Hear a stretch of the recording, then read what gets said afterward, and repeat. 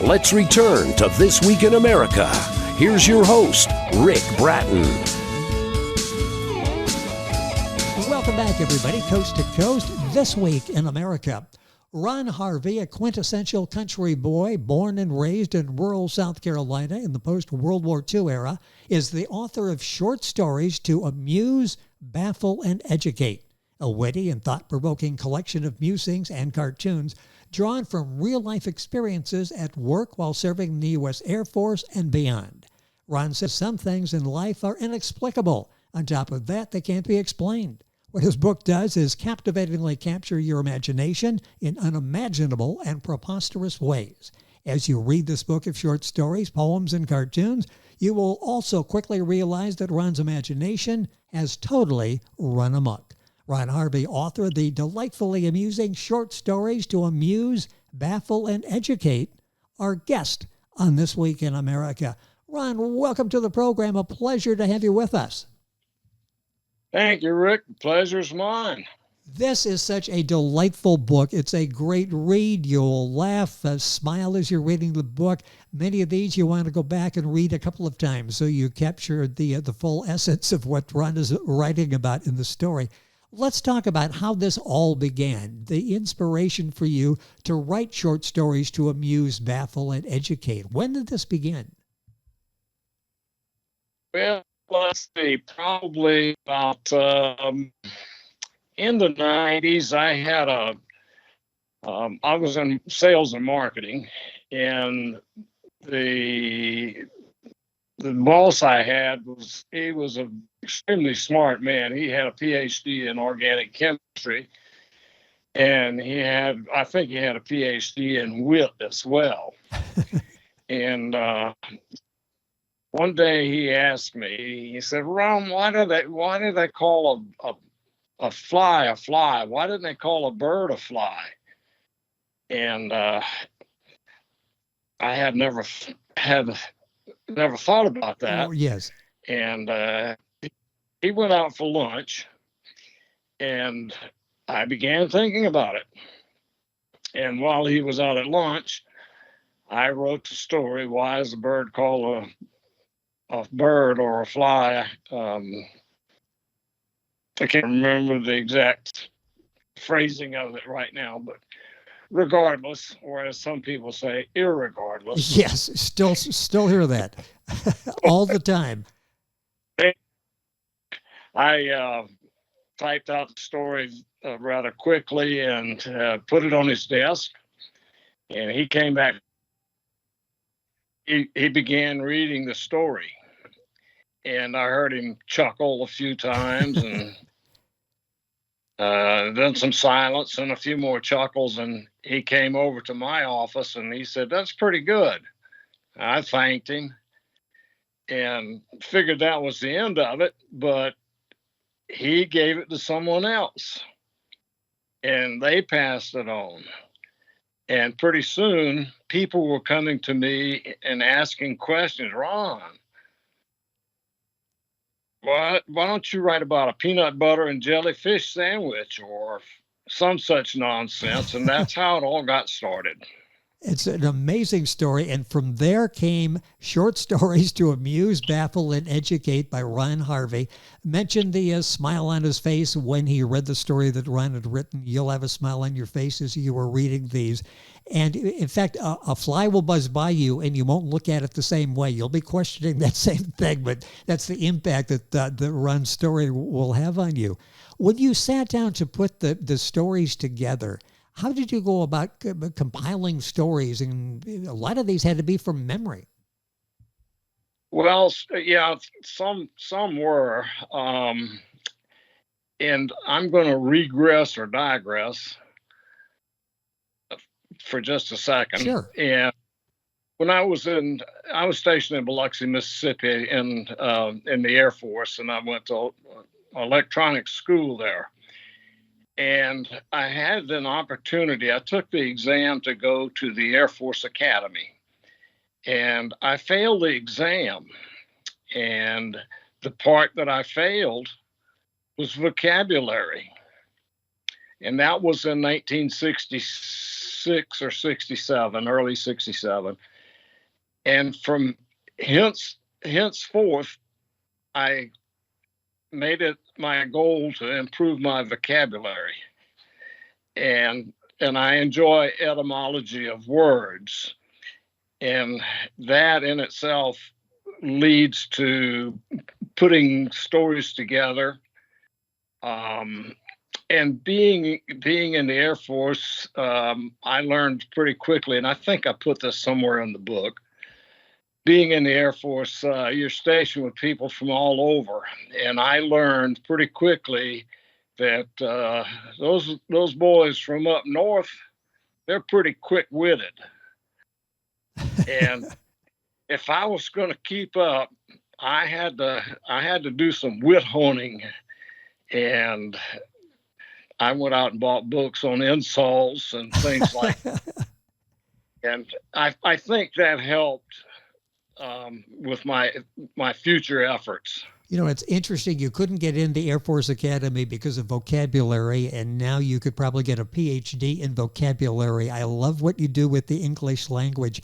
How much fun has that been to look at the English language, and then how critical you probably become as you're hearing people talk, again, irregardless, and hearing them say things that just when you break it down, you parse the sentence, it doesn't really make a whole lot of sense, or you wonder where the origin is. How do you look at vocabulary now? It has to be fun looking and sort of diagramming everybody's sentences. It is, and I enjoy it, and it can be a challenge at times, but it's interesting to know where words, why we say certain things, yes, and where words originated. And that in and of itself can even lead to stories, which I think in my book, I think there are a few in there like that. So I always advise people to read it carefully. You have to pay attention to punctuation. For example, I think I wrote a story and it began once, comma, a pun of time, comma. So the pun name was once, if that makes any sense. Yes. But it's just a lot of things in the book like that you have to read carefully. Well, I mentioned one of the reviews, it's like you will go back 2, 3, maybe even 4 times, pick up something different each time and have a different smile as you go back over that. It's going back and sort of reliving what you know and going, oh, this is what Ron meant. Oh, I didn't catch that the first time through. So you can go back and it gives you so much enjoyment and go back. The book is great for the library. You can go back and reference it from time to time. The book, Short Stories to Amuse, Baffle, and Educate by Ron Harvey, our guest on the program. Book available at Amazon, the usual places, wherever books are sold. Let's talk a little bit about some of the stories, just to give an example. One in the beginning, A Tale of a Fish Tale or a fish story. You take stories like this, where did that concept for that come from? And you take sayings like that and you put a smile on her face. Tales that we hear all the time, stories that we hear all the time, sayings that we hear all the time, we'll look at differently now because of your book. Where did that story come from? That's a darn good question. In my second job out of college, I worked for a pulp and paper company, and I started in the activated carbon department and then moved into agricultural chemicals. To explain that a little bit, it's we took the chemicals left over after they isolated the cellulose, and we made dispersants. The chemical is called lignin, and this is why I put Amuse, Baffle, and Educate. Yes. Because I learned a lot working at that company. I worked in so many different areas, from agricultural chemicals, cement industry, asphalt industry, the rendering industry, the lead acid battery. And I had the opportunity to do quite a bit of traveling. And one of my trips, we had an office in Korea, in Seoul. And I think Rick, isn't that the story about the soul cell and a cell and soul? Oh, yes, yes. Okay. That's kind of where that came from. Sometimes I'll dwell on a word and find things that rhyme, and homonyms, soul and soul and soul. You know, we have a soul of a shoe, our inner soul, soul, which is a relative of the flounder. Yes. So that's where that story came from. Sometimes I'll just get a word or a thought in my mind and what's left of it, and just kind of expand on it. Well, they are delightful stories, and as Ron said, the title of the book, Amuse, Baffle, and Educate. You'll learn something as you go through the book. Baffle as you read some of the stories and go back several times, and amuse as you read these stories. One of my favorites, the story of Al or G, a guy named Al or G. And as we're going through sinus season down here, that really hit home. You really have I want to say maybe a different sense of humor. I think you enjoy life maybe more than many of us do, because you're always looking for that humorous aspect that's out there. Well, you absolutely have to, Rick. Life has changed considerably. It's not the easygoing pace that most of us knew. Yes. So you have to find the enjoyment where you can. And I guess having a warped mind, having a warped mind helps me cope with some of these things that require coping. And matter of fact, I do have a coping saw as well. Just to tie it all in together there. And with this age of technology and all the frustrations we go through, the time is right for Ron's book, Short Stories to Amuse, Baffle, and Educate. Book available wherever books are sold. If you go to our website, thisweekinamerica.us, you'll be able to link on directly to Ron's page on Amazon, be able to order the book there as well. Are you still writing stories down? Will there be a sequel to this? Another good question. I'm probably about halfway through a second book, and I have to admit the inspiration is not as readily available as it once was, due to people just when I was working, people yes. coming to write things, and it does take a little bit of inspiration to sit and write some of these things. You could maybe watch some of the reality shows on television to get some ideas to the Real Housewives of Somewhere would probably be a whole book unto itself, and taking what they say and trying to translate it for the rest of us. You do such a wonderful job. It's one thing to observe the stories, maybe throw a line or two out there, but to tie them together, to write them. Who's your inspiration as a writer? Are there any writers that you particularly enjoy that write from a humorous standpoint that you look forward to reading? Well, as a matter of fact, I have not thought about that, Rick, but yeah. And I'll cite one of my stories, and this will help explain the story as well. Patrick F. McManus. When I worked in the agricultural chemicals area, I had another boss who was extremely smart. He was a PhD or surface chemist, and he's since passed away.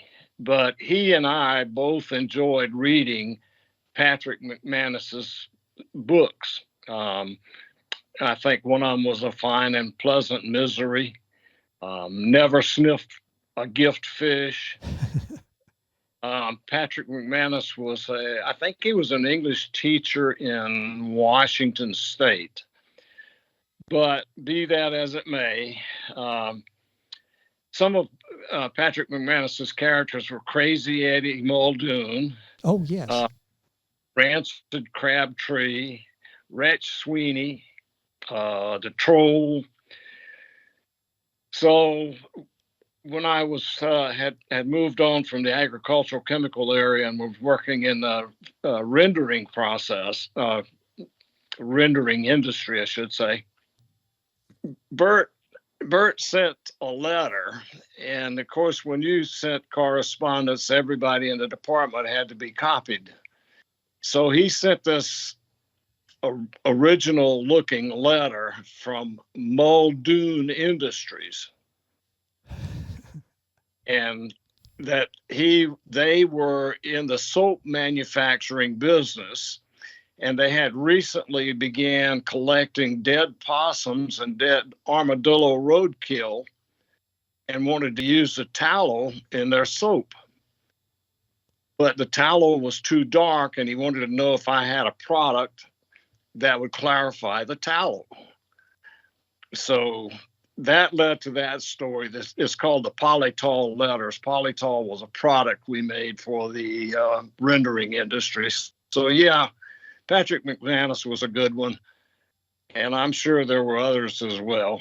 Well, and your book will do the same for other people. You will read this. It's a great way to escape. Again, it's you put a smile on your face. It will brighten up your outlook. The book is so well written. Stories presented in a short stories, so you can sit, read, laugh, and go on with life or continue reading. Trust me, you'll want to do at least one more story as you're reading, and suddenly you're there and you've got half the book read and enjoying it. Short stories to amuse, baffle, and educate by Ron Harvey, our guest on the program. You use cartoons as well. Talk about that aspect of it, because I love the cartoons in the book. Well, thank you. I don't know. I don't know if it was my upbringing. Well, it had to be a lot of it. I think I've always had this offbeat sense of humor, and I just see things in a different light, and sometimes take things, I shouldn't say literally, but when we say things or see things, there are other things that come to mind. For instance, I don't know if you saw the cartoon Harry. You'll have to speak up. He's hearing impaired. Oh, yes. Could you hear my response? Yes. Yes. Yeah, I did. So with the English language, coming up with some of this stuff is not all that difficult. In fact, it could be almost overwhelming at times, depending on what program you're watching or who you're listening to. You could go back and do a full critique of that. Let's talk about the sense of humor. We're going through a time now where there's just a lot of discourse, a lot of animosity going on. And you try to break that up, at least I do, with humor from time to time, just to sort of escape the mood of the country. How important is a sense of humor? How did that get you through? You were in businesses not necessarily known for their sense of humor. You got through, you excelled, and you're writing about it now and expressing it. How important has humor been in your life to get you through those difficult situations? I would say very important. If you can look at things, life is just too absolutely short. Yes. I'm 77. I'll be 78 this year. And I told my wife not long ago, I said, my life just seems like a blur sometimes. It's gone by so fast. And occasionally I'll go out to the cemetery. I grew up right across from the church. Mom used to make me play piano for church, which I didn't like to do. But when your mom says do it, you have to do it. You do it, yes. And she had a good sense of humor. I had an uncle that had a good sense of humor. And I think it just kind of ingrained into me that the less seriously sometimes you have to take things seriously, but most of the times people take things too seriously. political differences. If somebody thinks one thing and I think another, what the heck? So be it. Yes. Just get on with life and make sure your bills are taken care of and your family's fed, and go on about it, because you're going to end up in that cemetery soon enough, and it won't matter. I'm in that same age bracket you are, and it does go by too quickly. It's all of a sudden we're a third of the way through the year, then a half a way through the year. And of course, when we went to school, the 9-month school session went on for like 3 years. It seemed like it was never going to end. And now it just keeps going and going and going. What do you hope the takeaway is? As somebody reads your book, Short Stories to Amuse, Baffle, and Educate, what do you hope the takeaway is for the reader? That's another good question, and I hadn't really given that much thought. I hope they can take away that, how should I put this?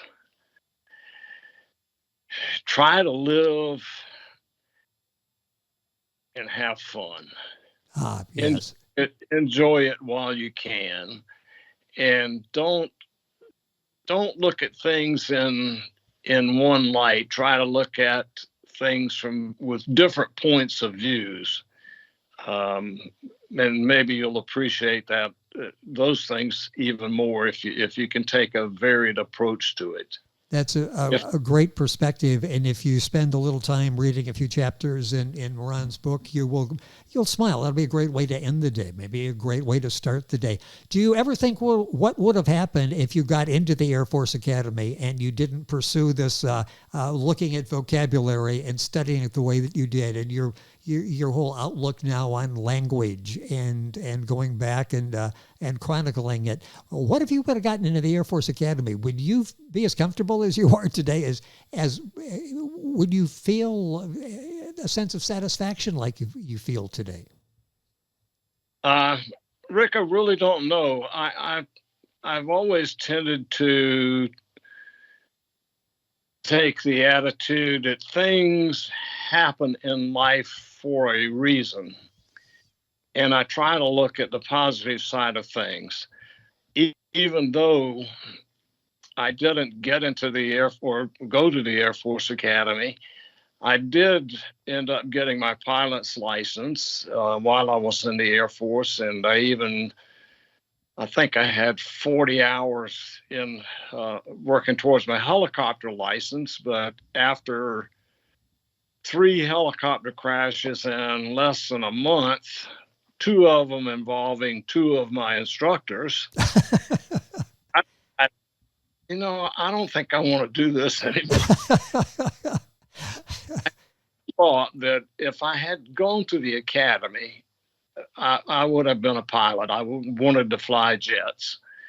And the way I looked at it was that, okay, if I had gone into the Air Force Academy and I ended up in Vietnam, which I did, I spent a year in Vietnam. So I looked at it as, okay, if I had become an Air Force pilot, maybe I'd have gotten shot down and killed. So that's why I didn't go to the Air Force Academy. Well, yes. And the end result is this great sense of humor, a great outlook on life. It's all reflected in Ron's book, Short Stories to Amuse, Baffle, and Educate. One review says the book is a brain teaser if you like word puzzles, tongue twisters, flights of fantasy with word origins. This book is for you. It's an outrageous, fun, imaginative, creative mind that spins out these tales. And that pretty well in a couple of sentences sums up Ron and this delightful book that he has written, Short Stories to Amuse, Baffle, and Educate. Ron, it's been a pleasure. So much to talk about. The time, just like in real life, has gone by way too quickly. We tried to get the most out of it and try to bring a smile to somebody's face during the course of the last 20 minutes or so. The book is available. Book you'll find anywhere books are sold, and I'll direct you to Amazon. In fact, we got the link on our website. Ron, thank you so much for being with us. It was fun. Thank you. Thank you, Rick. Total pleasure. It has been our pleasure having our guest, Ron Harvey, talking about his book, Short Stories to Amuse, Baffle, and Educate. Book available wherever books are sold. My thanks to UR Link Print and Media Marketing platforms that are completely customizable to your needs. They arranged our conversation today, and I thank them. You're listening to This Week in America, and we're back on today's program right after these messages. This Week in America is online. You can visit our website, thisweekinamerica.us. Scott Pinkerton, associate producer of This Week in America. Jay Anderson, segment producer. Ben Watson, webmaster. Otto Bechet, director of engineering and TV production. This Week in America produced and is a trademark of Blue Funk Broadcasting, LLC. For information on all of our guests and to listen to this week's show, our website again at thisweekinamerica.us. And I'm Sean Bratton, executive producer of This Week in America.